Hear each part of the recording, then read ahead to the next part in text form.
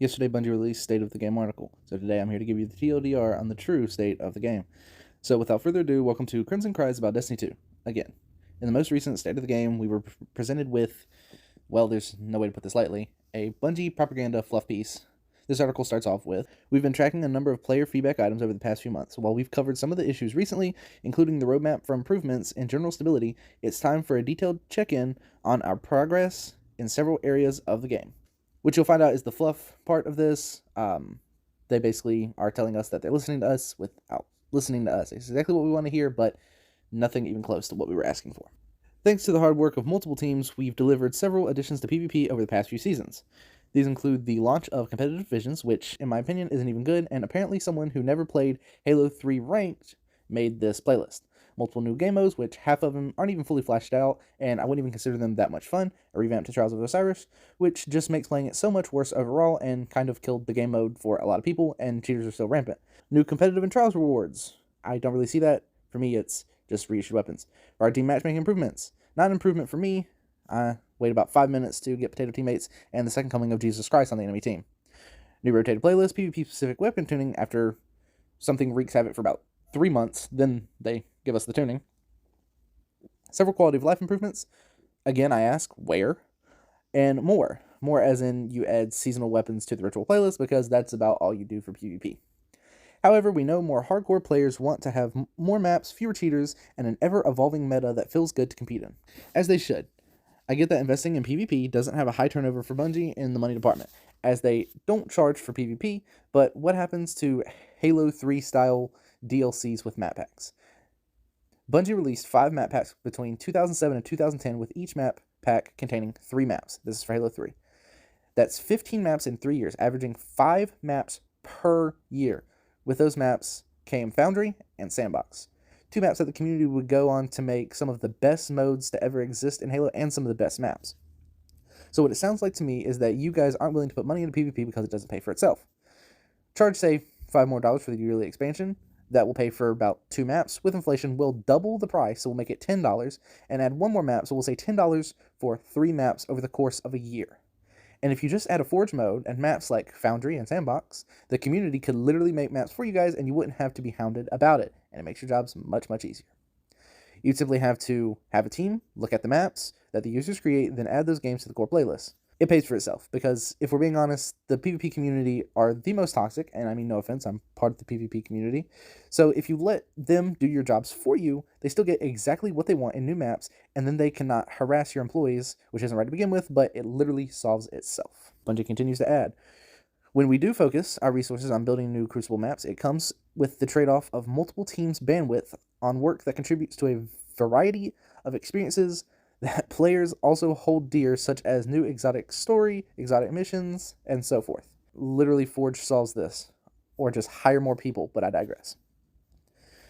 We continue on to the Vanguard part of this State of the Game article. The Vanguard playlists are in a solid place with a healthy population. This playlist hasn't received any love except for the addition of a strike with Lightfall and the Witch Queen, both which were for story purposes. Chosen was the only season strike to be added since Sunset began. There's also a pretty easy fix to this as well, and no, I don't mean flipping a strike backwards and calling them a battleground and giving us that garbage. Simply make the campaign fights strikes. Revolutionary, I know. Callous, make it a strike. Savathun, make it a strike. The final Callous fight in Season of the Haunted, strike. To me, it writes itself. Something else that would truly make strikes worth it is making strike-specific loot. Not only that, but when completing a strike that drops specific loot, such as a weapon, on Grandmaster difficulty, this weapon can be adept. So now, I'm doing the Corrupted, and the Swarm is in rotation, but the strike weapon is Horus Lease. So now, I get a guaranteed Swarm and a chance at an Adept Horus Lease. That's at least worth grinding that strike instead of going, oh, that Swarm?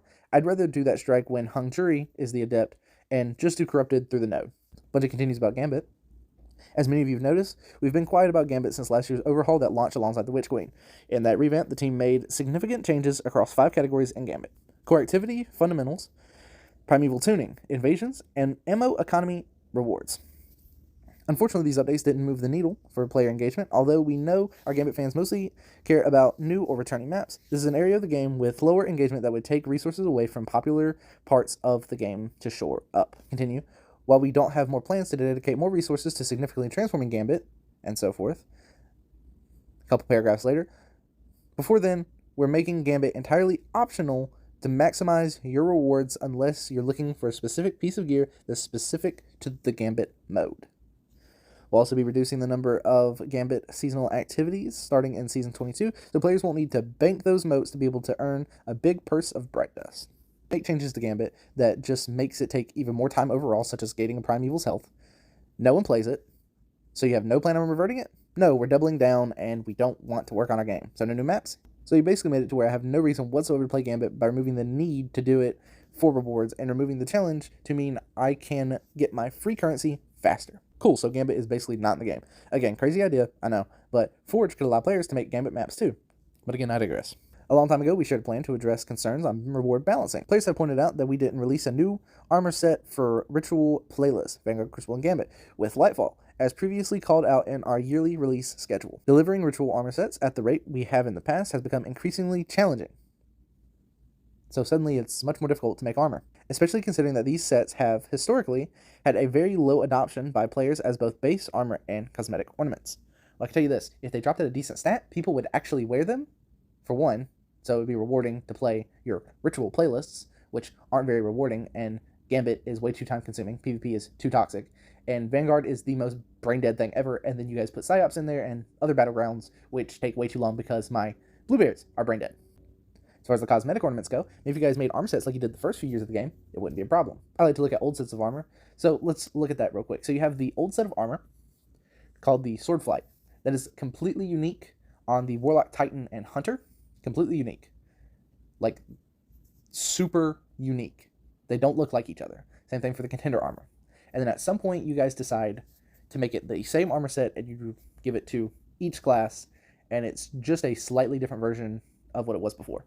So, you literally go from this armor to this armor. They didn't look the same as their counterparts.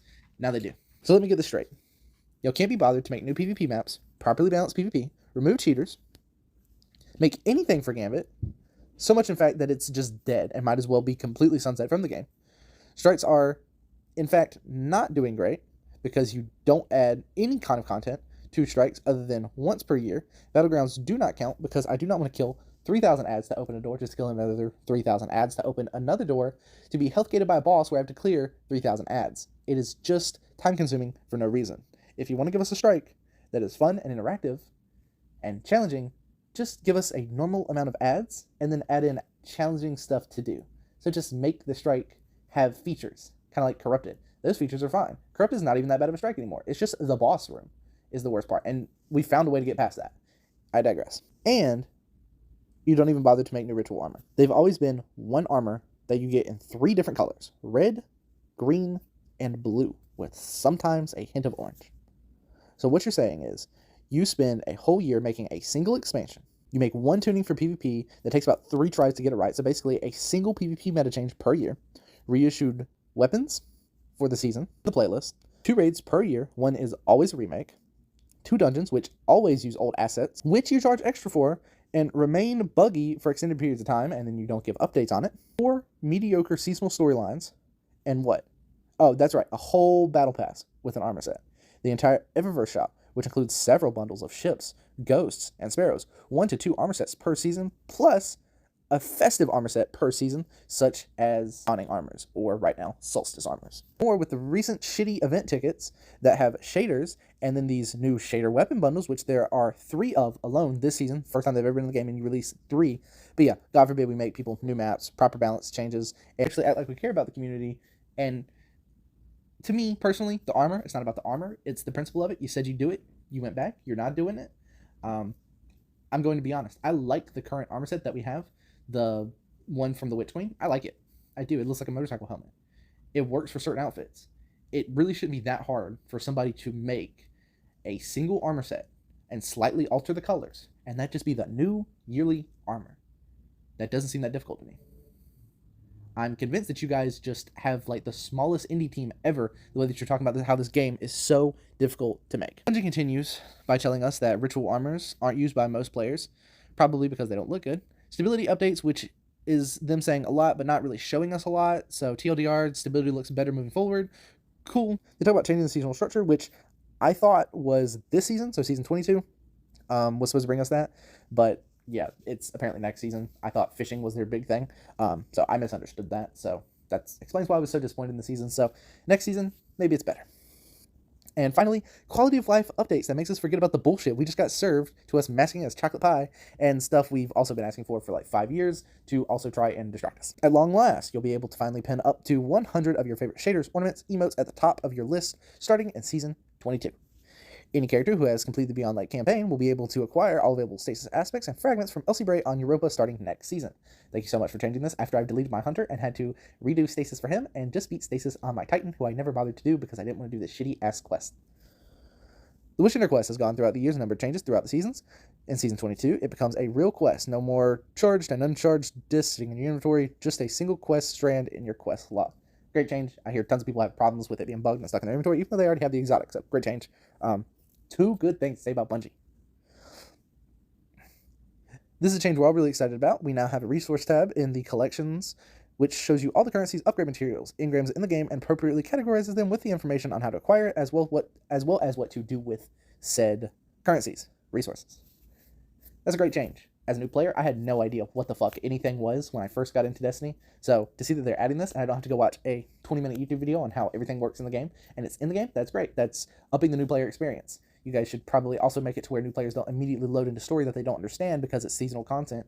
So they're not confused as fuck. And maybe you should put a timeline set of cutscenes in the game to explain what the fuck's happening, because new players get lost. I get lost. I didn't even know that there were the weekly containment missions until this week. Didn't know that was a thing. I thought it was just one mission at the beginning of the season. So now I have to go watch Fife or somebody explain it to me because I have no idea anything about this. And for the note of, I don't know who really asked for these, Iron Banner Challenger splits. I'm just going to slap that on the screen. Not going to talk about it. I read it, and it doesn't really change anything for me, and I guarantee it won't change a lot of things. So, moving forward. And then Ritual Rank Ups. Don't know why they support it. Who asked for it? There it is, on screen. Pause it if you want to read it. Moving on.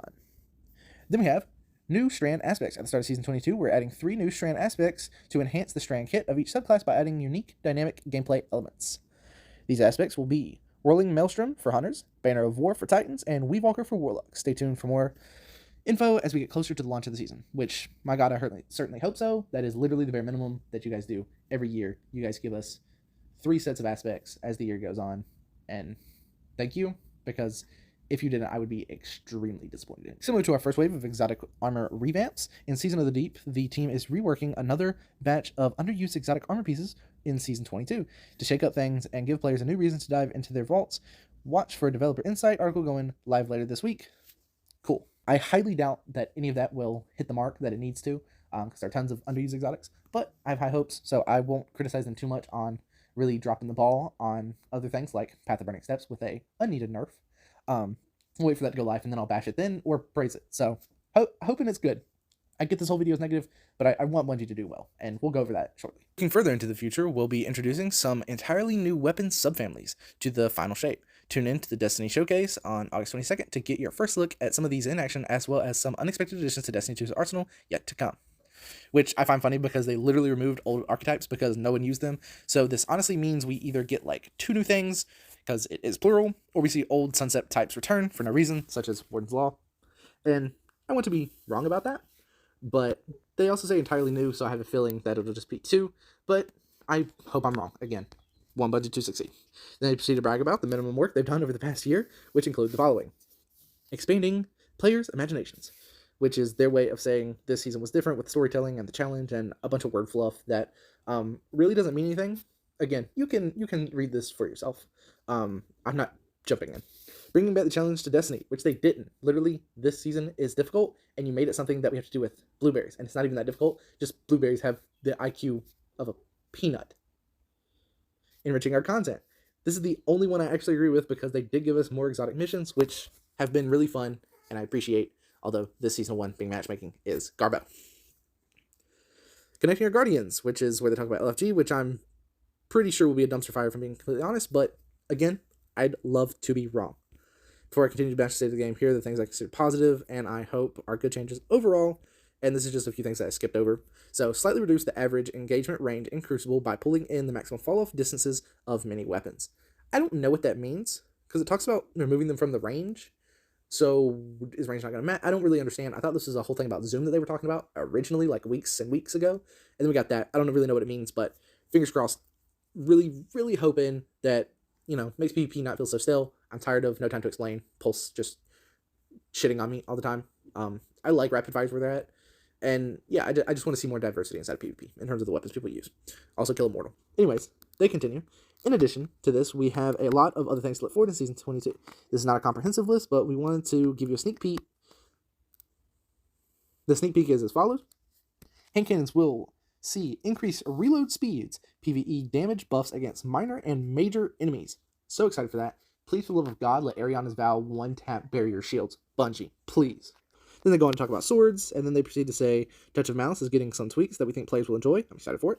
And perks such as Bipod, Envious Assassin, and Under Over will be more useful in Season 22, which I'm excited for because I have an Under Over hand cannon that I don't use. Actually, I love to use it, but I hate that it has Under Over. And I want Bipod and Envious to be good. And of course, the other changes that I mentioned before that I agreed with. With all that being said, I would love to be wrong about the future of Destiny. I want this game to be great. I want it to do great things. Define the genre. But with this 6,000 word article from Bungie doubling down on how they've been slacking off, I'm not very hopeful for the future. If I'm being honest, I don't really expect anything to change about how anyone feels about the game. I don't wish anything ill towards the devs. I know when it comes down to it, devs have put time into what they've been told to do. It's very clear to me that money is talking louder at Bungie than we, the community, are. More Eververse, less of everything else, and that's purely business, which devs get zero say in, so no hate towards them. If we want anything to actually change for Destiny after the final shape, we have to start talking with our wallets. Stop buying seasonal content. Don't buy the final shape. Don't buy any silver. Nothing. That's the only way for Bungie to hear us. If you are going to buy the final shape, I recommend not buying the big pass. Just buy the normal one. Play the DLC. If there's no money talking, they'll be forced to actually hear us because we'll be the loudest thing in the room. But at the end of the day, none of this changes anything about the future of Destiny because come the 22nd, when they show us some cool subclass, the new raid, the story for the final shape, we'll all be pogging out of our minds and we'll immediately go to the store, pre-order. So what does this mean? Absolutely nothing. The money will continue to sway Bungie one way.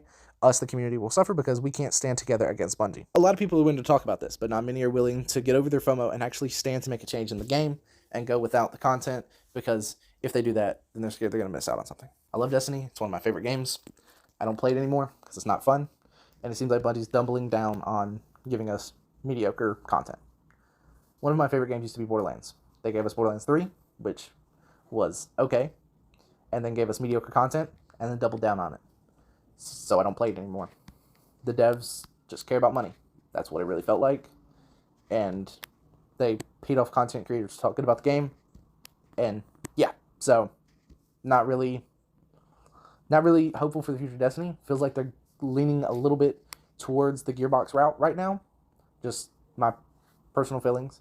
So I'm worried that we'll eventually get to that point to where if you want to be someone that gets flown out for the things for Destiny, you have to kiss Bungie's ass. Maybe that's not the case.